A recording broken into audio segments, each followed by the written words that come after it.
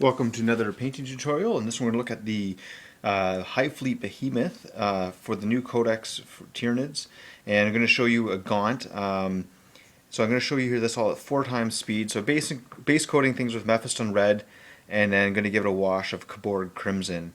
So you saw quickly the swatches there of the paints. I'll show those at the end again, and they'll also be available on my blog, which will be linked in the description below. And if you don't have that available, then you can go to www.itslikeWatchingPaintDry.blogspot.com. You don't need the www. Anyways, okay, so now Kantor Blue for base coating on there.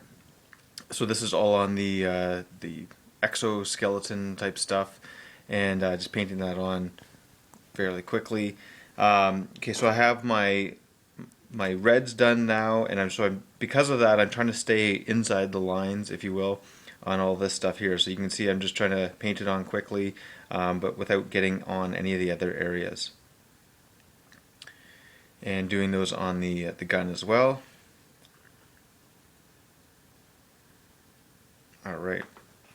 So once that's done, doing the base coat on the weapon there, so the Abaddon Black, or Abaddon, however you want to pronounce it, and just painting that on. So the idea with this paint scheme is that you can use this on any sort of Tyranid that you want.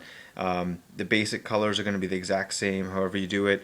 You can add a little bit more detail to some of the larger creatures, if you will, and then this is a kind of paint scheme that you can paint up a whole ton of gaunts really fast. Get your tabletop ready army. There you go.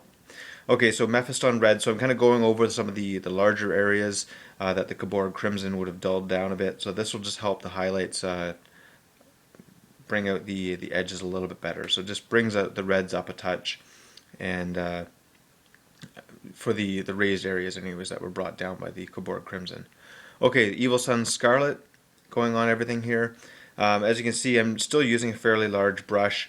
I'm just trying to get on some of the raised areas, not worried about getting too much detail, just trying to stay away from any of the blue stuff that's on there now. And this is going to be one of the longer steps because I'm still painting a lot of the area with the highlight here. But as you get to the end highlights, you won't be painting quite as much of the things on there. One of the key things with a horde army like Tyranids is you want to keep your paint scheme nice and simple. So the things like those little blue bits on the arms there, you may want to avoid those on your gaunts. You can always go back and put those on later if you think that you need more detail. But when you need to paint up 60 or 100 of these things, you want to keep it very simple and very fast. Okay, Wild Rider Red, using that to highlight up the red areas. So just trying to get the edges there, and anything that's raised and sharpened a bit, there's knuckles and that sort of thing, lower jaw. And that'll just help the model stand out just a little bit more on the tabletop. So yeah, making sure that this is all very fast. You need to be able to move from one to the next very quickly. So I'm not highlighting anything on the underside of the model. There's no point, nobody's going to see it. And just trying to make sure I move along quite quickly. Some of the larger models too, you may want to leave them unassembled. It might be faster to spray paint some of the base colors. Moving on to Teclis Blue here, so trying to get a jagged edge on the back side of the armor plates. So I'm using a finer brush now, and just trying to keep those a little bit separated. And as you can see, this is all moving quite fast. At 8 times speed, this is just about 8 minutes worth of video here. So obviously it's about 30 minutes of painting time with the one model.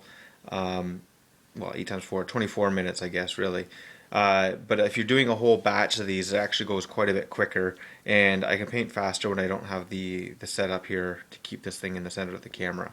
So just something to consider when you're painting these. So it's not going to be super fast, but it's much faster than if you try to paint every single detail on them.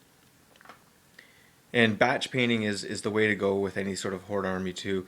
I find you may not want to do the whole army all at once.